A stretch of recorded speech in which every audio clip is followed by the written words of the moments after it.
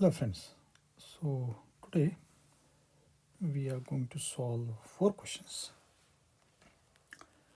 and these 4 questions are from, you can say, from the electric potential, or it's not electric potential, but from the conductors. Okay, you can see the charge on the conductors. Okay, 1 second.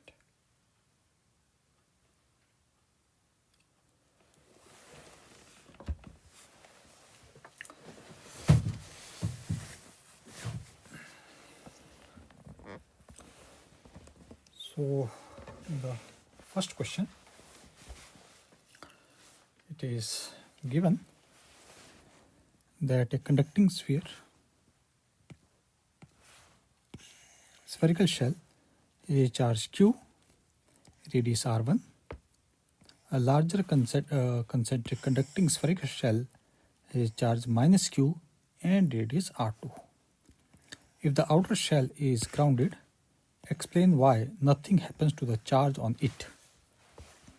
If instead the inner shell is grounded, find its final charge. It means basically we have 2 conductors, they are concentric and shell. And we have to find out what happens when we ground the external shell in the first part, and in the second part what happens when we ground the inner shell. So we are basically given that we are having 2 shells. So we are given that we are having a inner shell and whose radius is given as R1 and charge is given as our Q. And then we are having an outer shell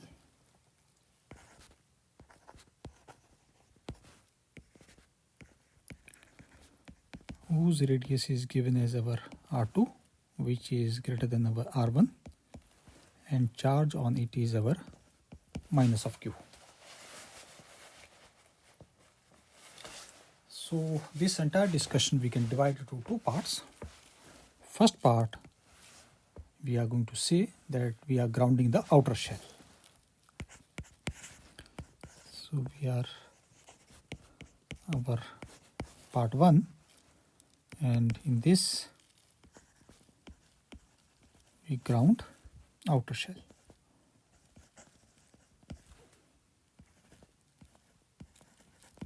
Okay. So we can just draw an approximate figure. So this is our inner shell and radius is our R1, and this is our outer shell, radius is given as our R2, and we have grounded the outer shell. Okay. And the charge on the outer is given as minus of Q, and charge on the inner is given as Q, that is our plus of Q. Okay. And so first of all, we are going to find out what will be the potential on the outer shell before grounding. So we are going to find out the potential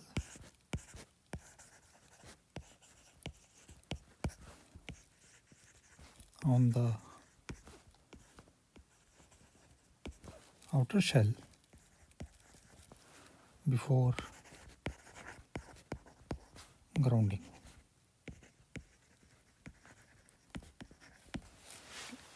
And this potential you can find out by basic formula for our potential, because we have 2 charges, both are opposite, and for that we can just use the algebraic sum of our potential, or otherwise we can use a Gauss law, and simplest one is our using Gauss law. So we consider a surface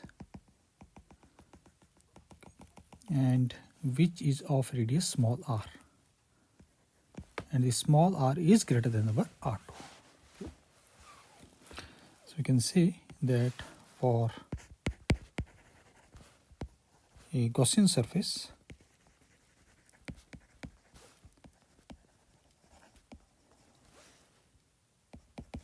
of radius small r, which is greater than our R2. And we can find out the charge enclosed.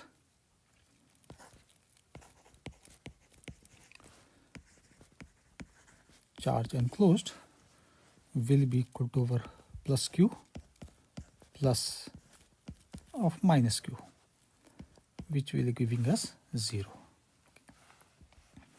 And from here we can easily write that the value of electric field will be equal to 0, and this is when our Gaussian surface is greater than our R2.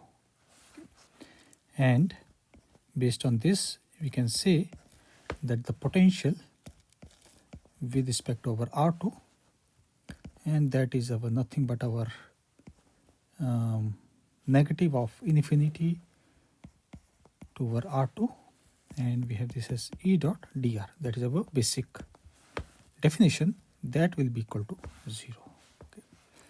So from here we can draw one important conclusion, that the outer shell is already at 0 potential. So you can see outer shell is at 0 potential, and so this outer shell is at our 0 potential, and we know that when we ground or we connect something to the earth, this earth can be usually taken as having a 0 potential. Okay. So it means the outer shell is already at 0 potential, and earth is also at our standard, that is a 0 potential. Okay. So obviously nothing is going to change. Okay. So grounding is going to change nothing, because it's already at the 0 potential. Okay. And this can be understood otherwise also, okay, because there is no potential difference between the earth and the outer shell. They are the same potential, we can say they are equipotential. So if they are at the equal potential, then there is nothing to flow. Okay, that's our basic principle. Okay. Therefore we can say that outer shell is at 0 potential. Thus from here we can write that our grounding changes nothing. Grounding changes nothing. It means all the charge which was our plus Q and minus Q respectively is going to remain same. Nothing is going to change. Now we come to our part 2. Okay. From here we can also write that our final conclusion, that grounding changes nothing, or we can say the charge on outer shell remain minus Q. Charge on our outer shell, it remains as minus Q. Okay. It is not going to change. Now we come to part 2, and in part 2 we are going to ground the inner shell.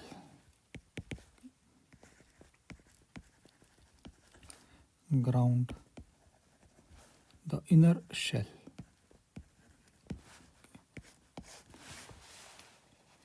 So it means this is our inner shell of radius of R1, and this is our outer shell of radius R2. Outer is having a charge of minus Q, and inner is having a charge of our plus Q. And for one thing we are very sure in this, that as we are going to ground the inner shell, there will be some, because the inner shell is not at the ground potential, it is having some potential. Okay, and because of that, and that potential we can easily find out, and we can similarly by using our Gauss law, we take a Gaussian surface and find out what is the potential or in general we also know the basic formula for our what is the potential on a spherical shell. So at least in this, when the inner is grounded, okay, the charge is going to change. Okay. Therefore, when it is grounded, let us assume that the charge is now our Q. Okay. And therefore, we can write from here, we can say after grounding,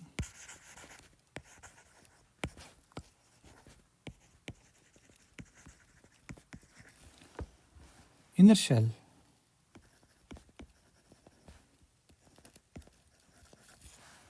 has a charge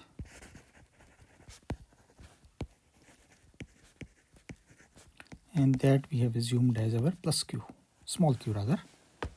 Okay. And outer shell is still having a charge of minus Q. Okay, that is not going to change. Or we can say our outer shell still has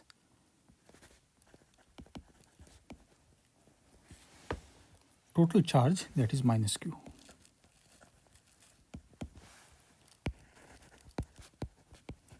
Total charge that is our minus Q. And let us try to find out how the charge distribution will be affected when the inner shell is connected with our ground. Okay. And we are mainly interested in, or we can say the main change in the charge distribution will be on the outer shell, because outer shell is going to have two surfaces, inner surface and outer surface. Okay.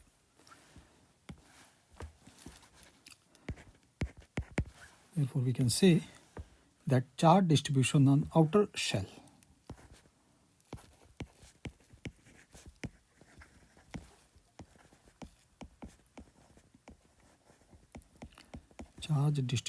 on outer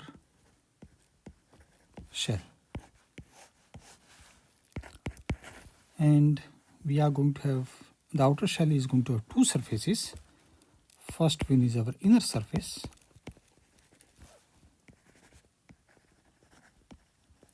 and this inner surface is going to have a charge of minus Q, and the outer surface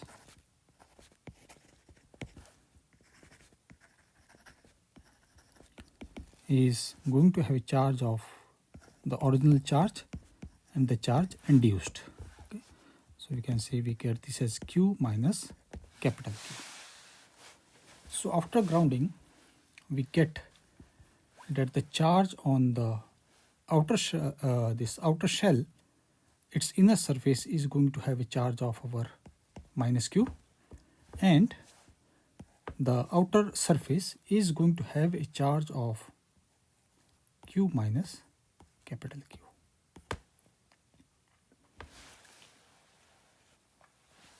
Okay.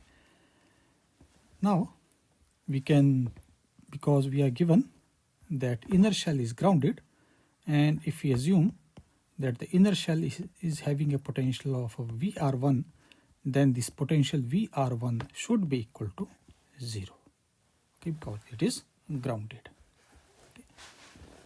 And so we can write that our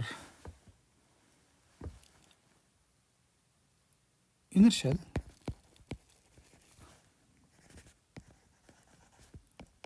that is our VR1 should be equal to 0, and this is because it is grounded. And we can easily find out our this VR1, that the potential on the inner shell will be equal to the algebraic sum of all the charges. So first will be because of the charge itself, and second will be because of the minus Q charge, and the third potential will be because of the outer surface of the outer surface, okay, outer shell. And therefore we can say that our this VR1 potential on this inner shell will be because of our three parts. First is because of its own charge. Second one will be because of the outer shell and its inner surface. And the third will be the outer shell and because of its outer surface. So we are going to get algebraic sum of all the three potentials. And so we can write that our VR1 will be equal to, we can write this as K, and this is because of itself, its own charge, and this comes now our outer shell inner surface plus, and this comes as outer shell and outer surface, and this should be equal to 0. Okay, now it is only part of our calculation. Okay, and this K we can just ignore, okay, because it cannot be equal to 0. So basically this entire term should be equal to 0. So we can say Q upon our R1 plus minus Q upon R2 plus Q minus capital Q upon R2 is equal to 0. And if we solve it, we can write that charge Q will be equal to this our ratio of our R1 R2 multiplied by the total charge, that is our Q. So this is our final answer. Okay, that was asked for. Okay, so this is the final charge on a inner shell, okay, when it is grounded. Okay. Next question.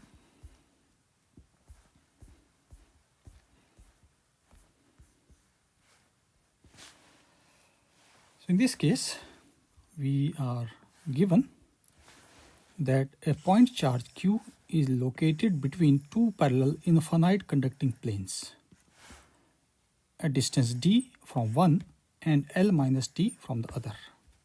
Where should the image charges be located so that the electric field everywhere is perpendicular to the planes? Okay, so we want that the net electric field at every point should be equal to, should be perpendicular. Okay, so obviously, because the electric field is going to have two components, okay, and if we want that only the perpendicular component should be existing, the other component should be equal to 0. So see, this is quite obvious conclusion which we can draw from the question itself. Okay. And let us draw the basic figure, because here it is not mentioned in which plane the infinite planes are lying. Okay, and so for the sake of simplicity, we can just take that these are for respect to our x-axis. Okay. So first plane, we can assume that it is lying at x is equal to 0. Okay, so this is our first plane, which is at x equal to 0, and there is a charge Q which is at a distance d, okay, from one of the planes. So suppose this is charge Q and it is at distance d from one of the planes, and from the other plane it is distance at L minus d. Okay, so the other plane, let us assume it is at x is equal to L. Therefore this distance is given as our d minus L, and the distance between these two planes will be our L. So this is our plane 1 and this is our plane 2. We can draw it with respect to our any axis as we feel comfortable. Okay. Therefore we can say that we are having two planes. So first is our plane 1, and plane 1 is at our x equal to 0, and we call this as our P1. And then we having a plane 2, and plane 2 is equal to our x equal to L, and we call this as our P2. And finally we are having a charge, and that charge is our Q, and it is at x is equal to d. and we want that our electric field should be perpendicular to the planes. This is our requirement.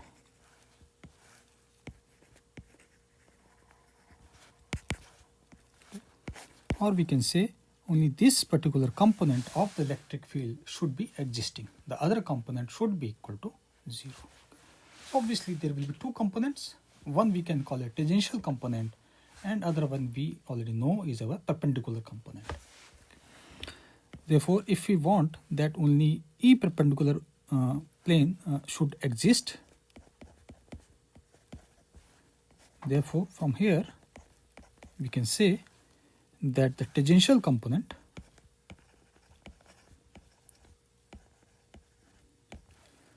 tangential electric field should be equal to 0. Okay, and this tangential electric field obviously will be with respect to the planes, and tangential electric field will be 0 at x is equal to 0 and at x is equal to L. Okay.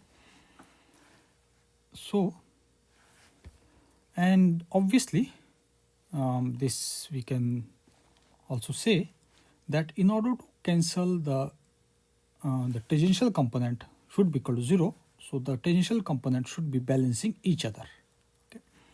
And this is only possible when there will be existing of the symmetric charges. Okay. The electric field, because we know that the electric field is our vector notation. Okay, so we are going to have the direction as well as the distance. So these are the two parts of the electric field. And if you want that the tangential electric field should be equal to 0, therefore we can say one important part is that the charges should be of opposite, okay, and they should be you can say symmetric. Okay.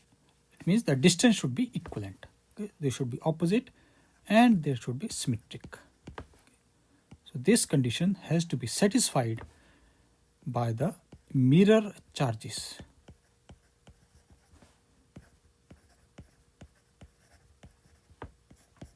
So these two conditions should be satisfied by the mirror charges, that they should be of opposite polarity. So it means we are given this as, in the question we are given this as plus q. So obviously charge will be at minus q. Magnitude will be equal to minus q. Okay. And symmetricity means because with respect to the planes, they should be equivalent distance. Okay, we will come to that later on by taking planes one by one. So let us find out the image construction.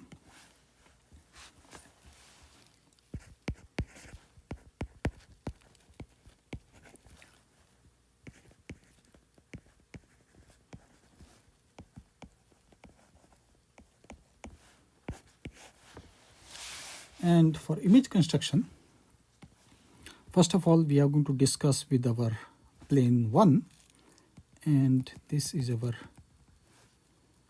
plane 1,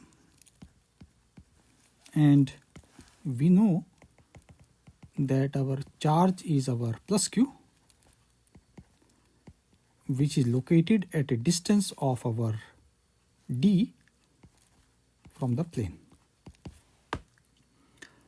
Therefore, like I said, that the image should be of opposite. So image is going to have minus q, and the mirror image should be symmetric.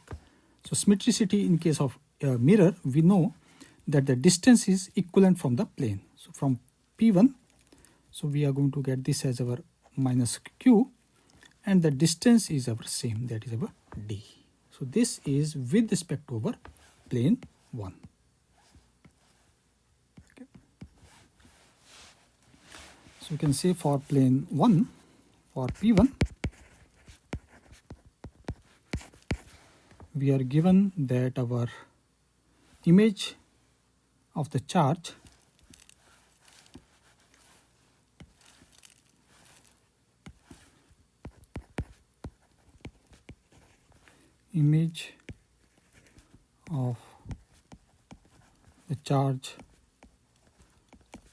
plus q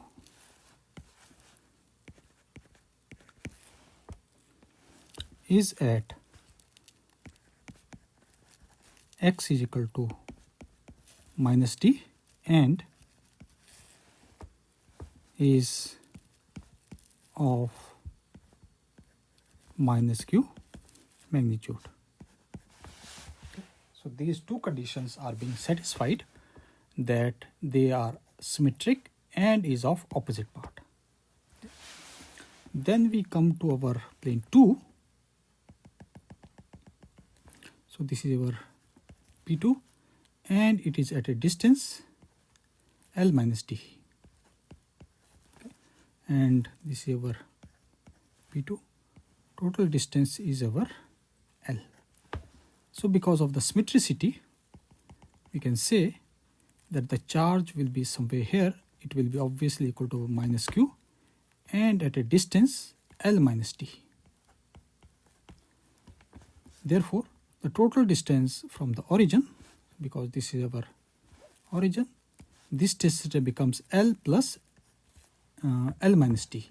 So this will be coming as L plus L minus d, which gives us 2L minus d. So we can say for plane P2, for our P2, we can write image of charge minus q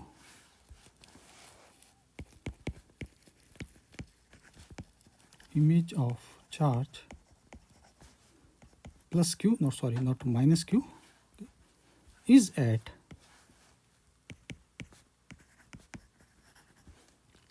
x is equal to 2L minus d and is of minus q will be its magnitude. And we know that this will be nothing but a recursive effect. Okay. So it will be continuously like because the plane is going to act as a mirror, and we know that if we are having two parallel mirrors, we are going to have an infinite number of reflections, or we can say infinite number of images. Okay. And because now this minus q will be acting as object for P2, okay, similarly it will act for P1, and this will be going on continuously. So object image will be a continuous process. This we know from our optics also. So from here we can draw one important conclusion, that each image must also reflect in the other plane infinitely. So we can say, but each image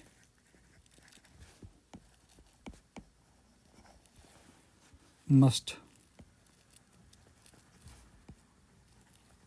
also reflect in other plane infinitely.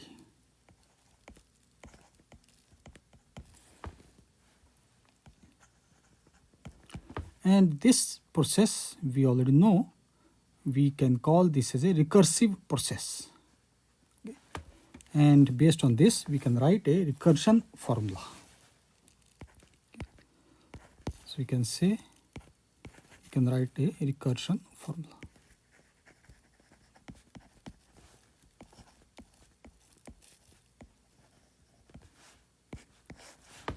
And for that, we are going to take a general charge. Okay, and based on this, we can easily write our this recursion formula. So we can say, let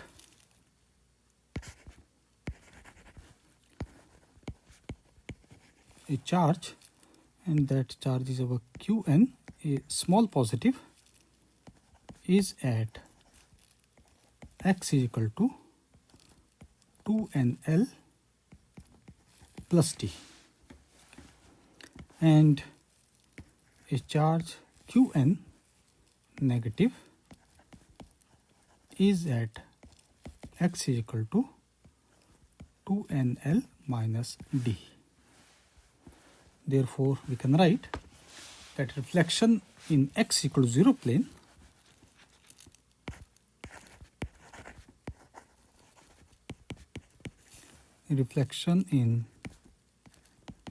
x equal to 0, so we know that our position of our charge,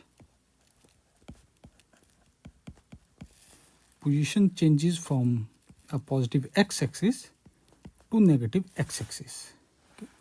And the charge, which is our q, it also changes from a positive to our negative.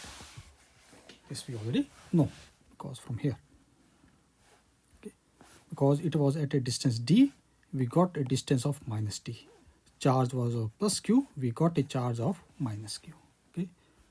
So nothing but the coordinates changes. And reflection at x equal to L,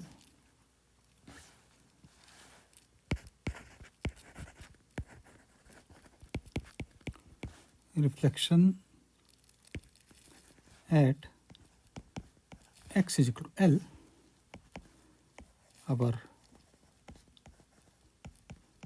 the position changes to 2L minus x. In this case was 2L minus d. So we just generalized our coordinate, that is our 2L minus x. And charge, it changes from our to minus q. So at start,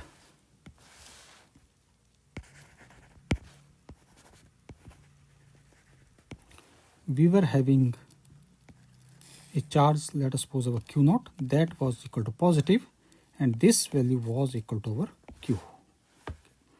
And therefore, based on this, we can just draw a table and try to find out how this recursion is going to take place. So for that, let us call this as the first is our step, then we are having our operation, and finally is our result.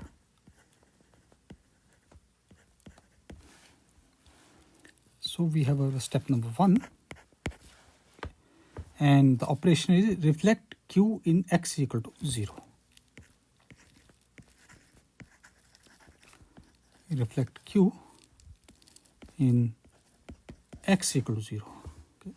So this results in a charge of minus q, and we get this as our, sorry, not and but at, charge of minus q at minus of d. Or we can say this will be resulting in our q naught, a small negative, because it started with a positive one, okay, and this will be equal to nothing but our minus of q. Now we come to our step number 2. In step number 2, we are having a reflection of our this minus q at minus d. So you can say reflect this minus q, which is at minus d in x is equal to L. And obviously, first we know that when the charge was our plus q, we got a charge of minus q. Now the charge is minus q, we are going to get a charge of our plus q. And that will be at 2L plus d. And now we can say this is our q1 with a small positive, and this will be equal to our plus q. Now once again we come to our step number 3. So we come to now the reflection of plus q at 2L plus d. Reflect plus q at 2L plus d in x is equal to 0. So obviously we are going to get a negative charge, and it will be now at a negative distance. Okay, so distance was our, this both were positive, so we are going to get this as minus 2 and minus t. And we get this as our q1 negative, which will be equal to minus of q. And this process will be going on continuously. Okay. Therefore, with respect to charge, we can draw a pattern. So you can say we are going to have a pattern. And for pattern, we can write that we have a charge of q of n with plus minus, and this will be giving us minus 1 raised to power n multiplied by plus minus q factor, okay, where n is value of 1, 2, 3 and 4.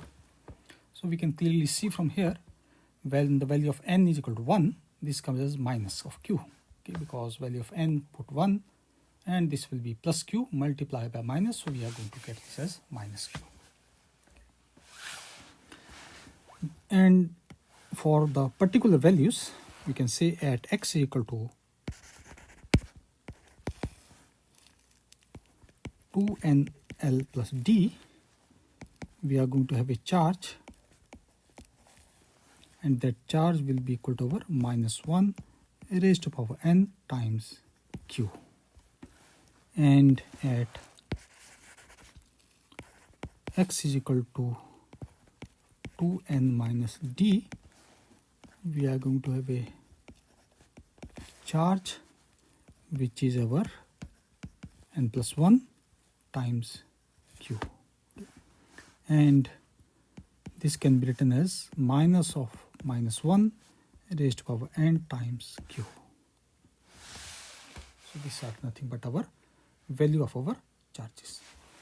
Now we can easily find out what will be the potential at x equal to 0 from all the charges. And we know that the charges will be nothing but a recursion formula. From n is going to vary from minus infinity to plus infinity. Therefore, we can write that potential at potential at x equal to 0, potential at x equal to 0 from all charges, all charges means n charges, and we can write this as our v of 0, and this will be our k summation. N varies from minus infinity to plus infinity, and we have two types of charges, one will be positive, other one will be our negative. Okay, so this is the equation governing the positive, and this is the equation governing the negative. So this comes as our minus 1 raised to power n times d, and this is our 2nl plus d and its modulus, depends upon the what will be our magnitude of respective L as well as D. And because of this negative, divided by our 2nl minus D. And so if we assume that our value of n is equal to greater than 0, so you can say that for n and minus n terms, and if we say that our value of our n is greater than 0, we can write, because we are interested in this part, so we can write this as minus 1 raised to power n times q divided by 2nl plus d plus minus 1 raised to power minus and times d q divided by 2n minus d, and this will be over plus minus 1 raised to power minus n q divided by minus 2nl plus d, and finally we get this as minus of minus n raised to power minus n q divided by minus 2nl and minus of d, and we can take its modulus because we have taken only two terms, n term and minus n term. And so if we open this, we can, or let me write it here, we know that our minus 1 raised to power minus n, this will be equal to our nothing but minus 1 raised to power n. Therefore, from here we get that the potential at our center, that is at x equal to 0, will be equal to constant. Similarly, we can write that the potential at x equal to L will be also equal to constant.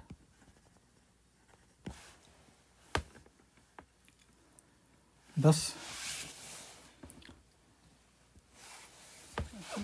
what else is left?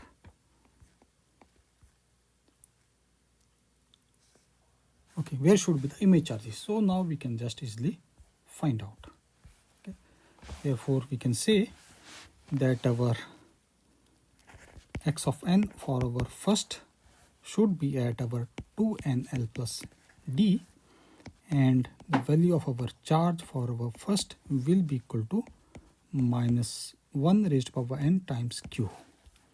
And for our second, we can write this as same, but the distance will be about 2n minus ld, and the charge is our q1 because of our the second surface will be minus of minus n raised to power q. Or we can also say this as minus 1 our n plus 1 times q. So this is nothing but the position of the charges with respect along with their images, such that only the our perpendicular electric field is present. The tangential comes equal to 0. Next question. Okay.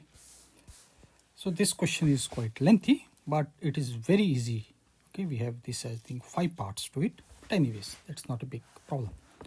So it states that a point charge minus q is located at x equal to a, and a point charge q is located at x equal to capital A.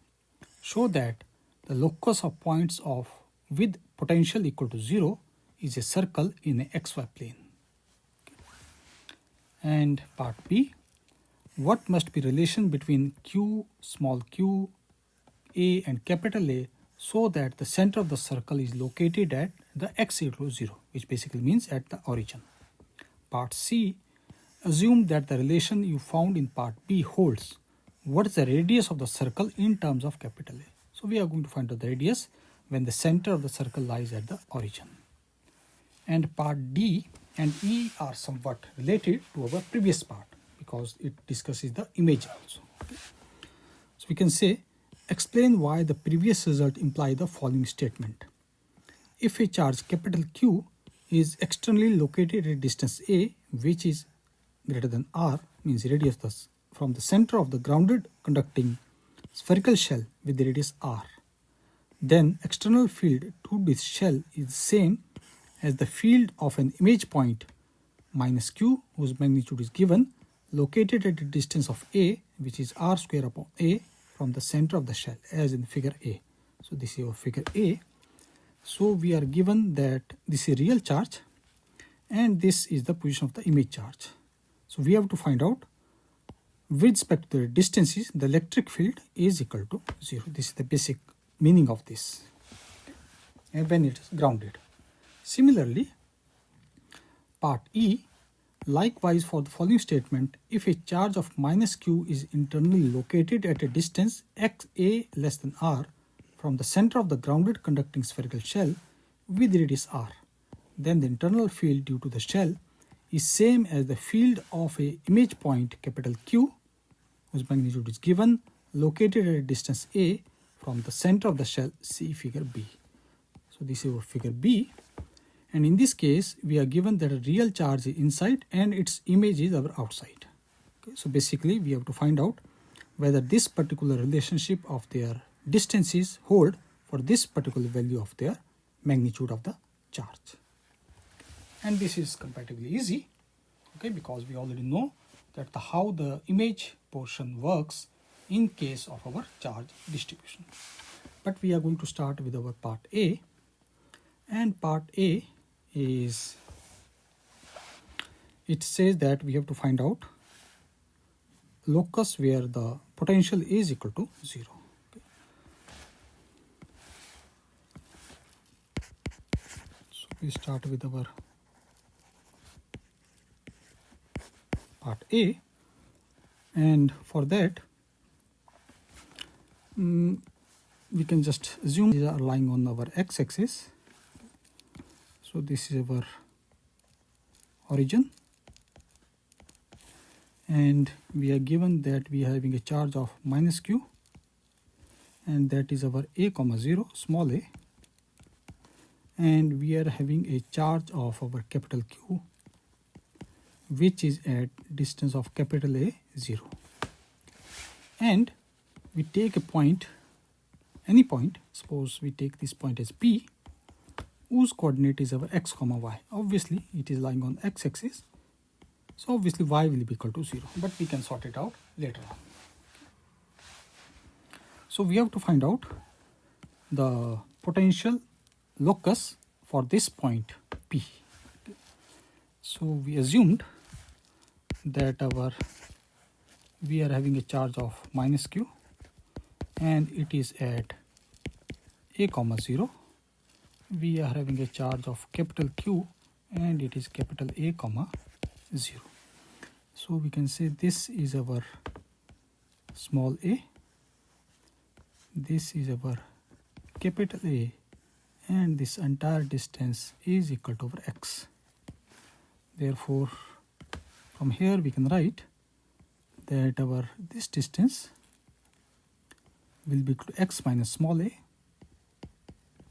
and this distance will be equal to x minus capital A, okay, which is our basic distance. And we have to find out the locus of the potential of this point P such that here the potential is equal to 0. So basic, we have to find out that locus of potential with respect to coordinate x comma y where it is equal to 0. This is our basic question. So let us start with the part A. We are talking about the potential. We are having two charges, and we are going to find out simply the potential at point P, and that will be our algebraic sum of the potential because of minus q and capital Q. And so we can say that our potential at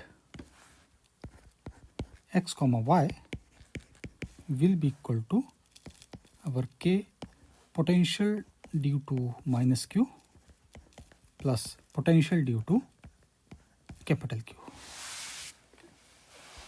So we can easily substitute. We get this as our k, and this is our minus q upon the distance. This comes as x minus a whole square plus y square and its square root, plus this comes as our q, and we have our x minus our a whole square plus y square and its square root.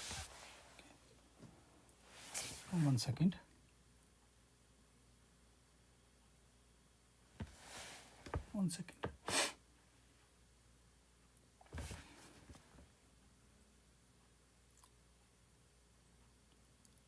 Sorry, my mistake. Okay, this point P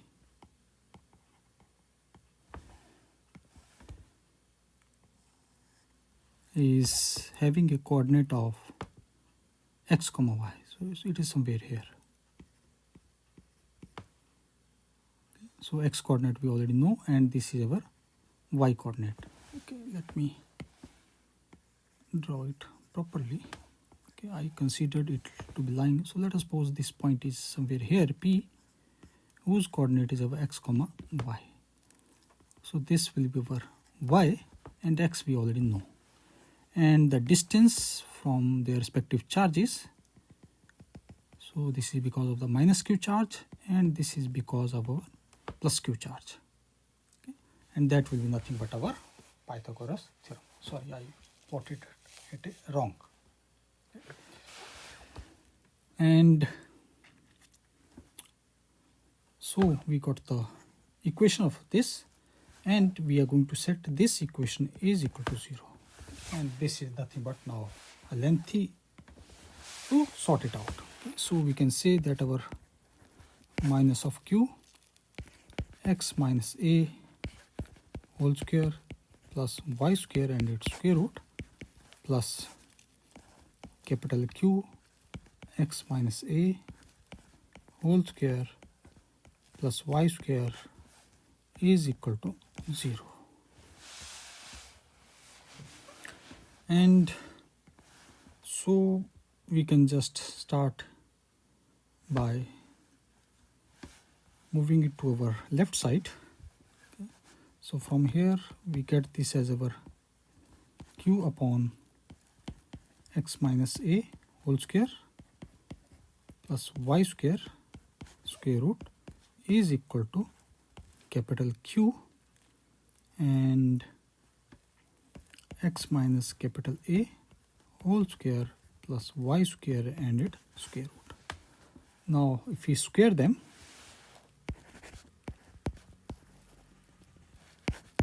we get this as our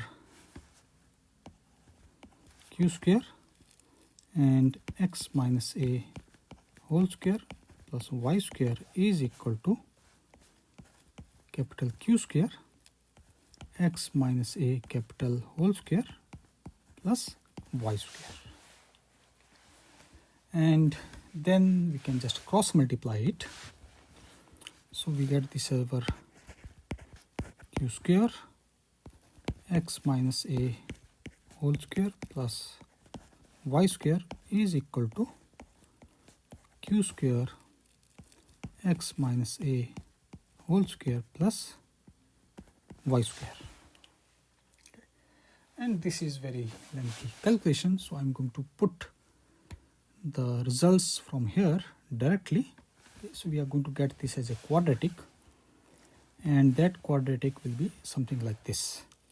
This will be our x square plus y square minus, and it will be coming as our q square minus capital Q square, and numerator will be twice q square times a minus capital Q square times small a multiplied by x plus, and this will be over q square minus capital Q square, giving us q square a square minus q square and small a square is equal to 0. And so in this case, let us assume that we consider a variable that is our x of c, and that is equal to our q square a minus capital square A divided by q square minus q square. Therefore, we can rewrite our given equation that our x square, and this will be equal to our minus of 2xc.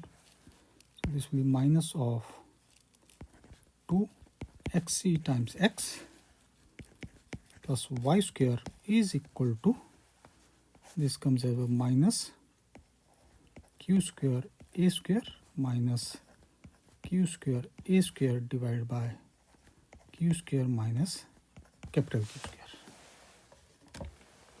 1 second.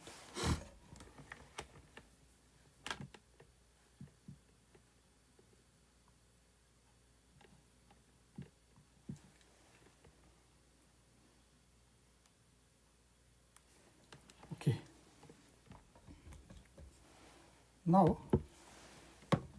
we can just rewrite it, and we can say that we can use our completing the square. Okay. That will be our x minus xc whole square minus xc square plus y square is equal to, and our left side will be our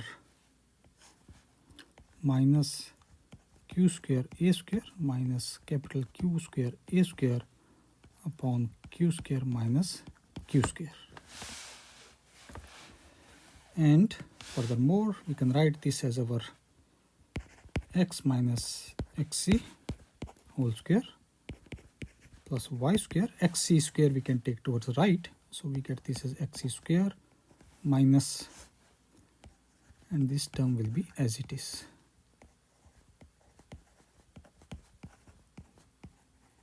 a square. And we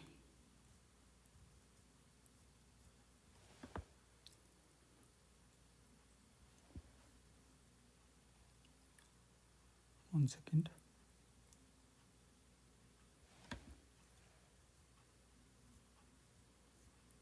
Okay, so let's solve this right hand side and substitute back our xc square.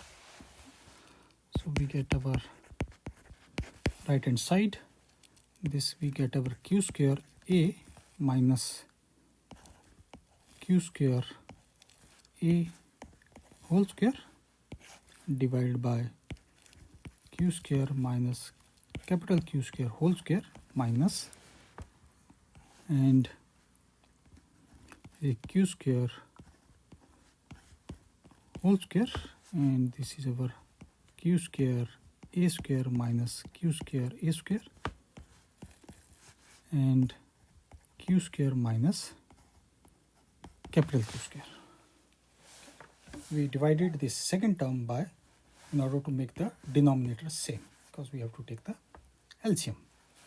And if you solve this, because it is a lengthy process, okay, so I'm just going to write the result directly from our right hand side. This will be giving me a q square capital Q square whole square, and this will be q square, and this will be our a minus small a and whole square. And so we put this into this equation. Let us call this equation number 1. So you can say that from equation 1 we can write that our x minus xc whole square plus y square, and let us assume that this is equal to our R circle. So we get this as our R square and our circle. So this equation is nothing but our you can say circle equation. And in this equation we have two variables, our xc and our R circle. Okay, xc we already know that our xc is equal to our q square a minus capital Q square a q square minus, and our radius of circle is equal to our product of the charges and a minus a, and this comes as our q square and capital Q, and for the sake of we are going to take this as our modulus. Okay. So this is nothing but our equation of our circle. Okay. Now we come to part B, and part B we have to solve everything with respect to when it is at center is at x equal to 0. So for part B we want that our center is at x is equal to 0, and our center, if we want x equal to 0, to, we are going to put that our xc should be equal to 0. Okay? Because then only if this portion is equal to 0, we get the circle equation as x square minus y square. Obviously, then the center is at our origin. So x is equal to 0, and therefore we get this as our q square a minus capital Q square a divided by q square minus capital Q square is equal to 0. So obviously the denominator, so from here we can say that our q square a minus capital Q square a is equal to 0, and this gives us that our ratio of the charges at capital Q upon is equal to the respective layer distances and the square root. So this is the condition of the charges, so that the center lies at x is equal to 0. Okay. And in part C, we have to find out the radius when the center is at x is equal to 0. That is our part C.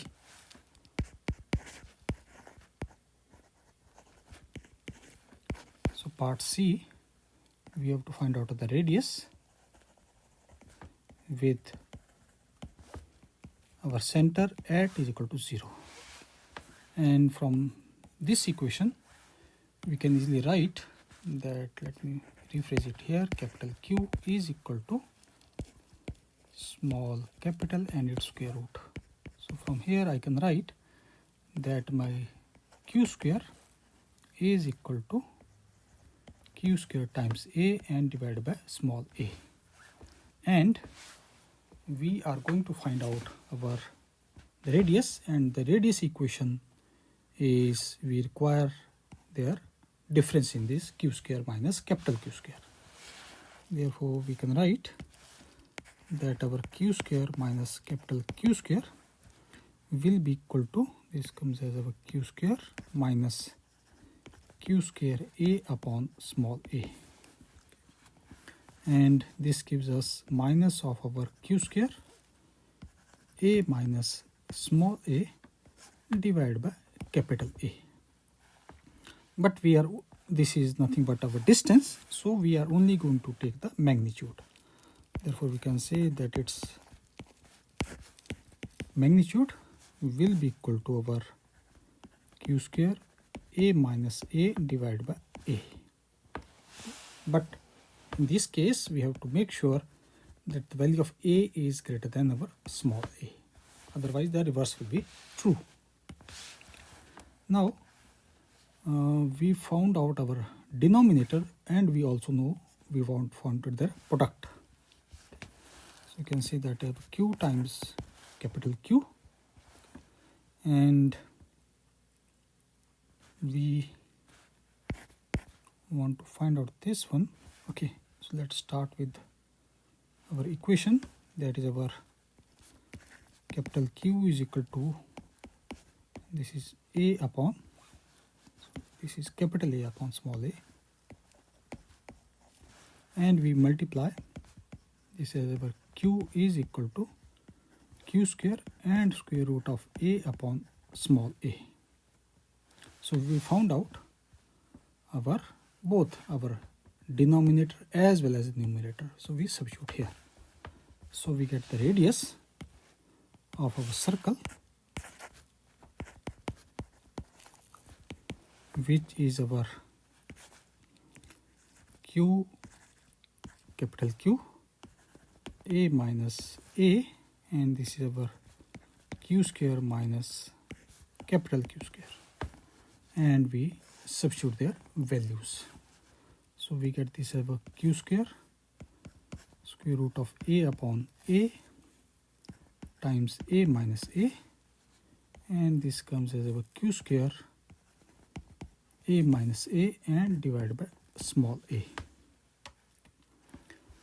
Therefore we get that the radius of the circle will be equal to square root of A times A. So this will be our radius of our circle.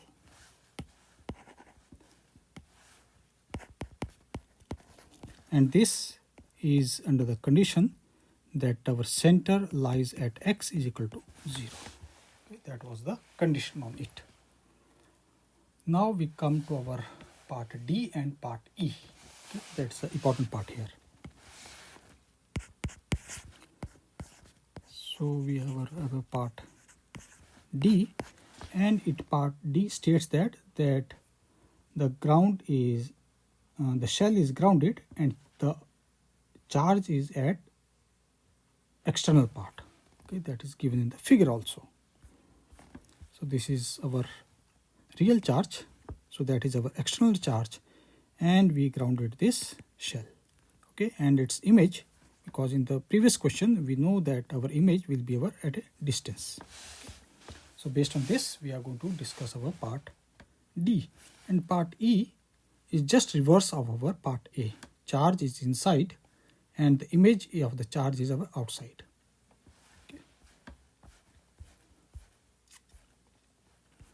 So part D, we have a external charge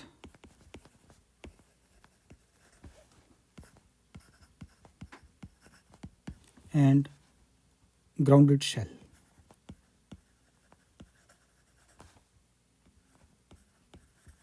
Okay, this is our condition for our part D. And we are also given in the question that the grounded conducting shell is having a radius capital R. So we are given that we are having a radius that is a capital R, and we are also given that its center is at the origin and its potential is equal to 0, and we are having a real charge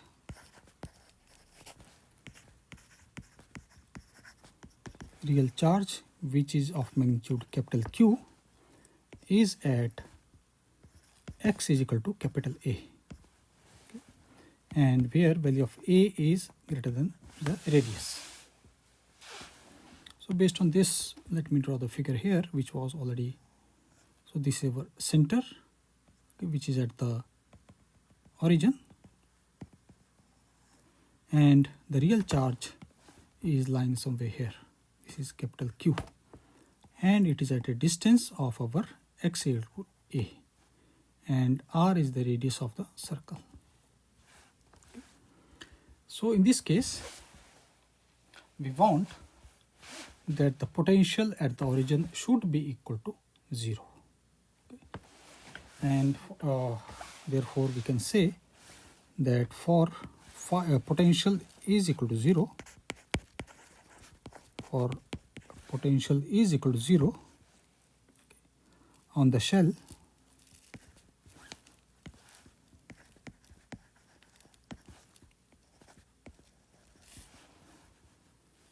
our radius of a circle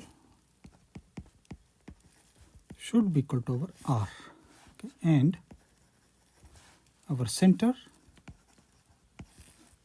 at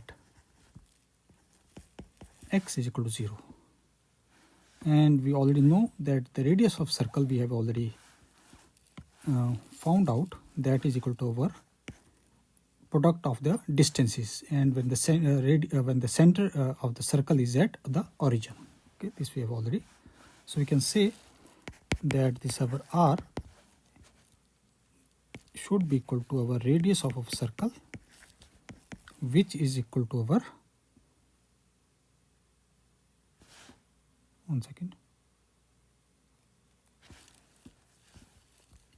square root of A.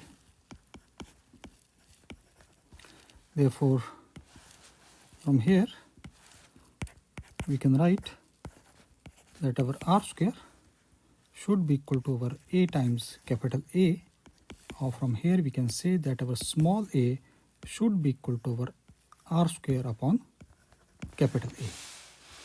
And we are also given that the distance of the real charge, that is our A, is greater than the radius of circle. Therefore, from here we can say that the value of A, which is equal to our R square upon A, will be less than our r square upon capital R, which is nothing but our R. Therefore, from here we can draw that value of A is less than our capital R, and this gives us that our image is inside. That was asked for. So in this case, we have to remember that in the figure, one second, yeah, so this is the figure. So it means the image charge is inside, okay, because the image distance is, we know, is denoted as a small a, and we proved that if a small a is less than the radius of our this shell. So if this is true, that the image charge will be lying inside the shell. Okay. If it is not true, then the image charge will be lying outside the shell. Okay.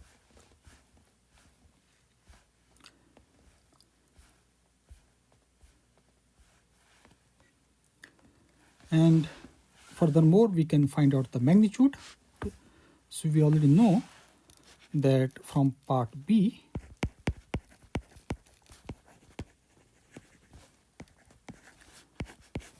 we know that our q square times A is equal to capital Q times small a.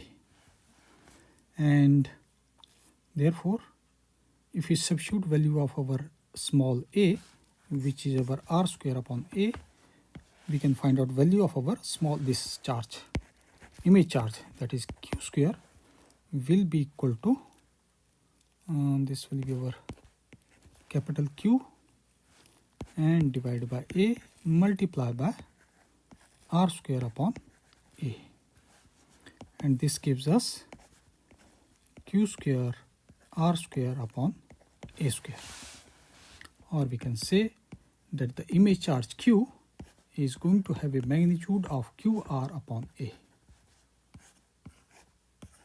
So we proved that the image charge should be inside and its magnitude is this, which is given in the question itself, figure rather. And we also know that we proved in the previous question, that our image charge is always going to have a sign which is opposite of a real charge. Okay, this is true. Therefore, we can say that our real charge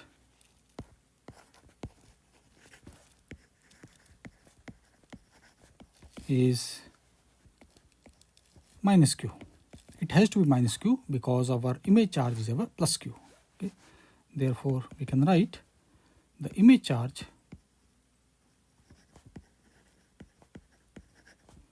will be equal to our minus of q. Sorry, this is plus of q. Real image charge will be minus of q.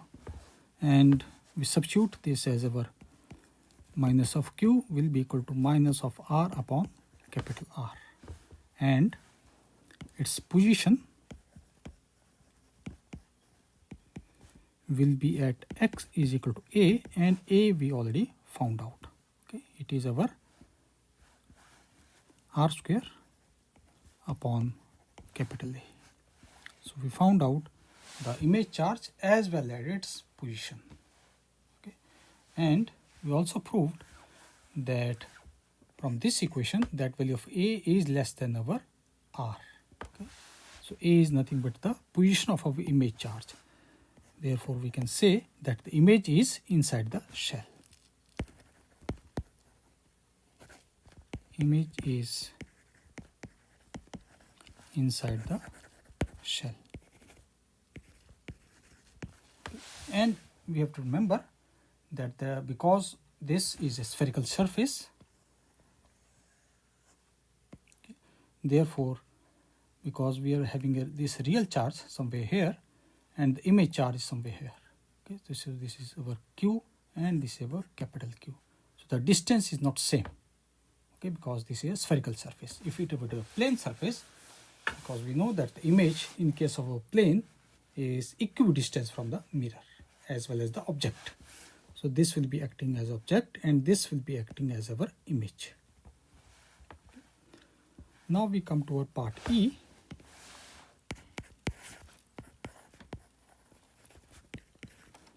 And in part E, charge is our internal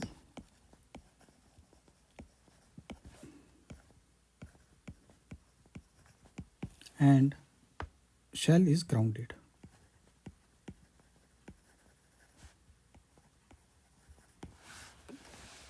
So once again, we are given that we have a conducting shell, grounded conducting shell of radius r. So we are given that it is radius r, okay, and its center is at origin. And the real charge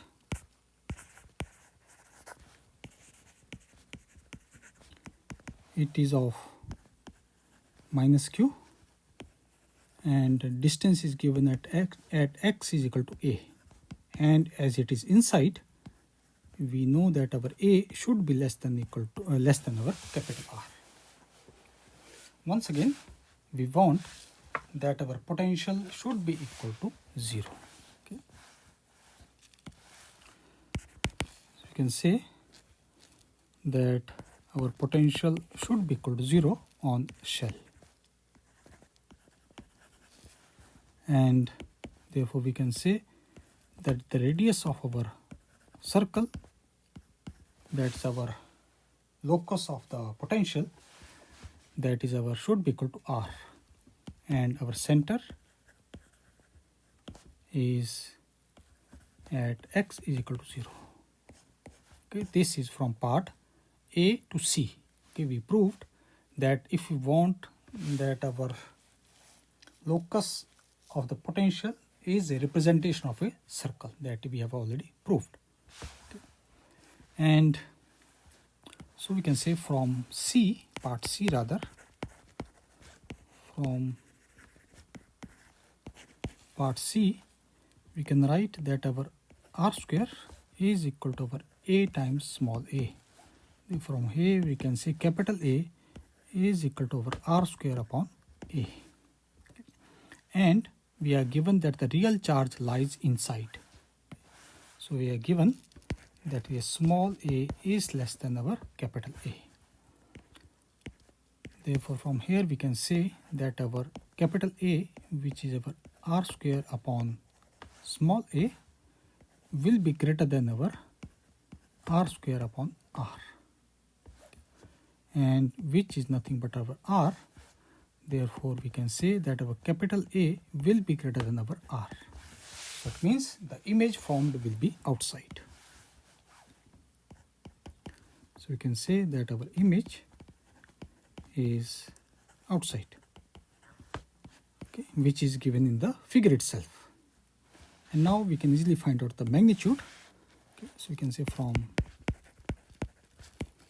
part B, we know that our capital Q square times A is equal to small q square times A. And from here we can say that our capital Q is equal to, we can substitute value of A. So this gets our Q square upon A times R square upon A.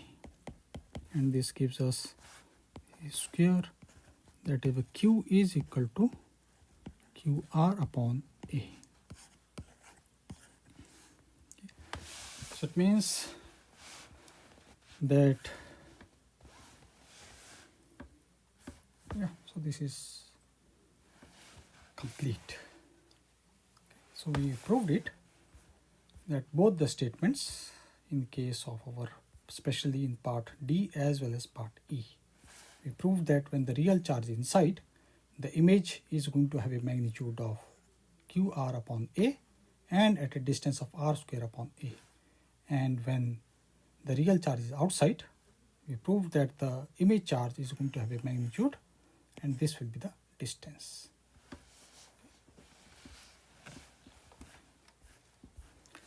Next question.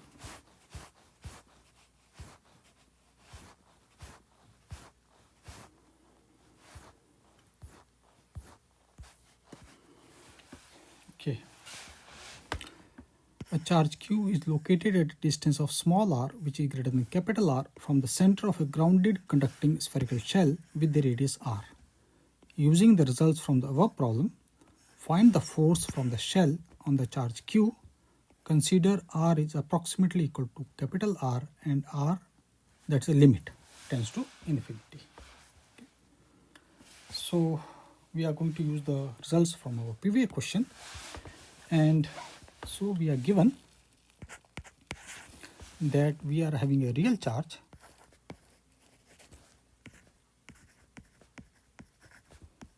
which is our capital Q, and it is at a distance of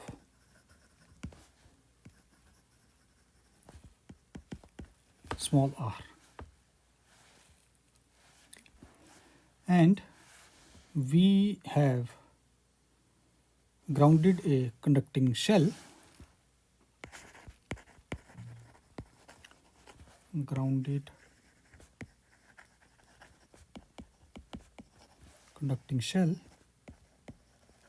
and its radius is given as capital R, and its center is at the origin. So obviously we know that a real charge, if it is outside, the image charge should be inside, which we proved in above question. Okay, because here it states that we have to take the results from the above question. Okay. And so we can say from here that our image charge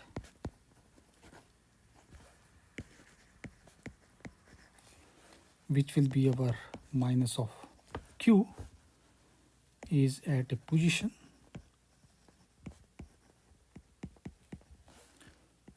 x equal to a, inside the shell.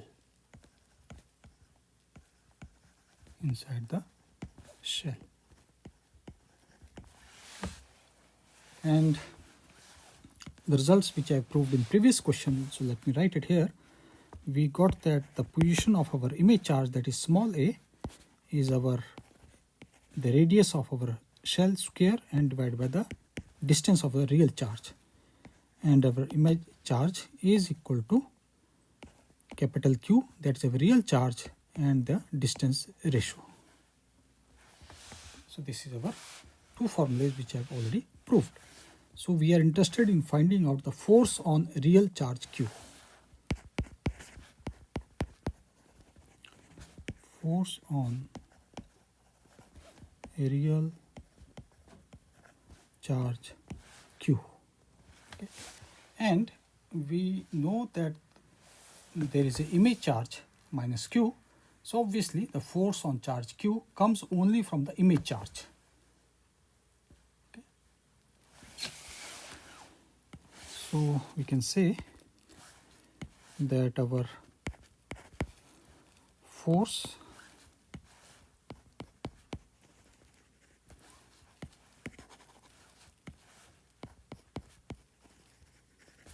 on capital Q comes only from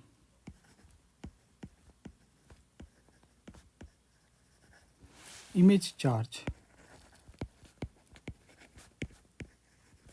minus Q, because this minus Q is nothing but the shell's induced charge, and this acts as an image. Minus Q, so we can write the shell's induced charge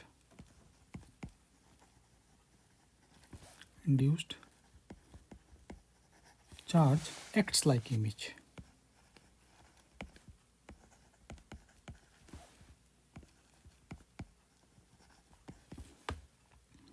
So first of all, let's find out what will be the distance between the two, because the force we know is dependent upon the magnitude of the charges, and it is product of magnitude of charges. So one charge is our plus Q, other charge is minus Q.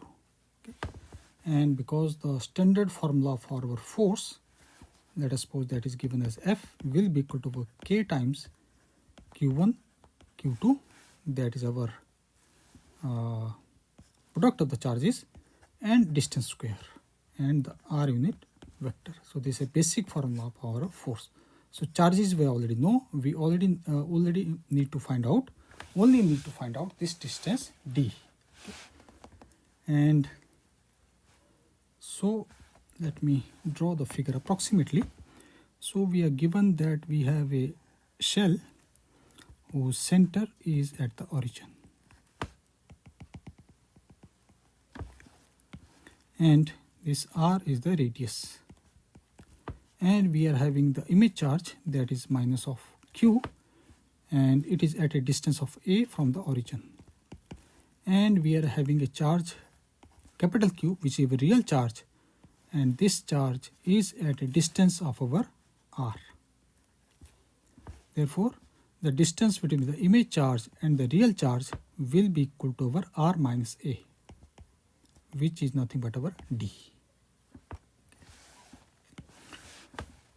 So now we simply can substitute. We can say that the force F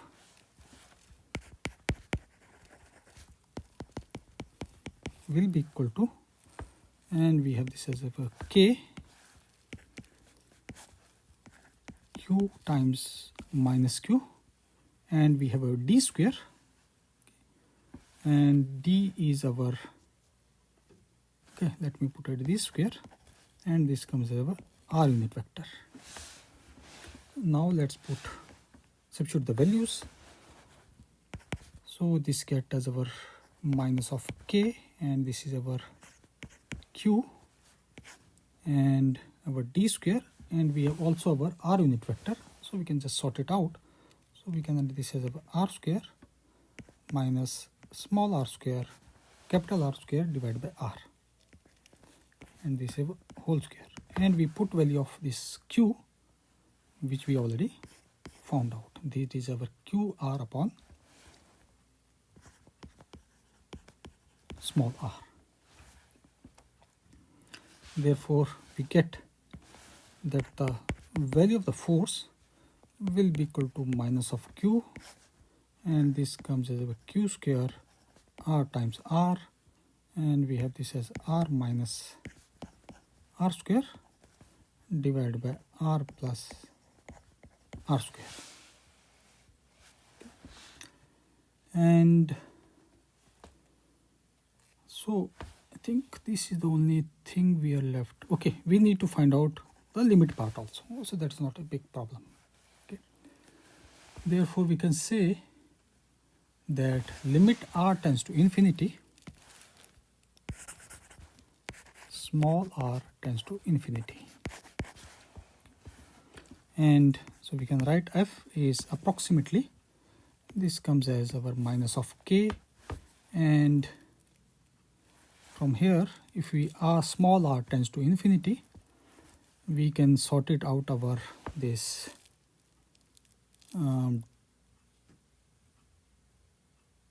one second here. Oh, okay, here it is written as small r is equal to capital R, so we can just combine them. So we get this as our Q square r times r, and this comes as our r raised to power 4. The small r and this cancels out, so this comes as minus of K, and we have this as Q square r upon our small r cube. Okay. And therefore from here, with respect to this small r, we can write that f is our nothing but proportional to our small r cube, and r tends to basically infinity, means this value of r is very, very large. Okay, we can say at a large distance basically. So r tends to infinity, it means at large distance.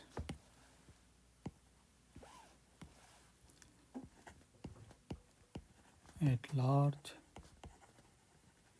distance, and from here we can say that the relationship between the force and the distance is inverse and it is cubic. Okay, it means that at large distance the force falls faster than the point charge. Okay, this is basic conclusion, but that doesn't matter here. Okay. And we can solve it a little bit further, but for that we can use the, okay, so let us find out that our limit whenever small r is approximately equal to capital R. And for that, let us assume that let our small r is equal to our capital R plus is delta. A small function, that is delta, is very much less than our capital R.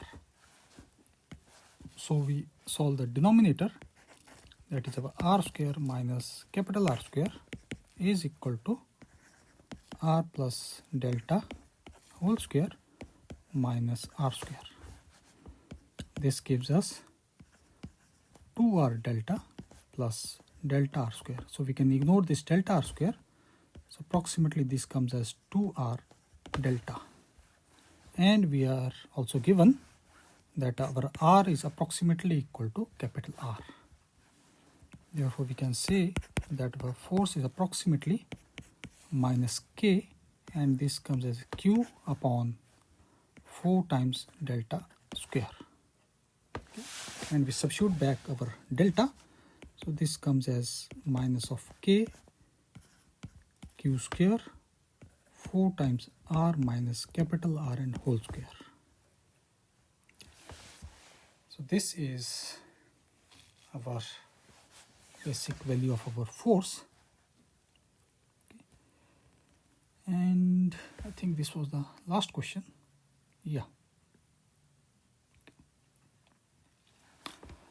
So here we solved 4 questions, and these 4 questions were somewhat, you can say, a basic concept of image was used.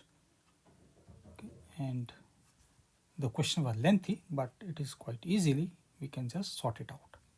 So this completes all the 4 questions. Thank you.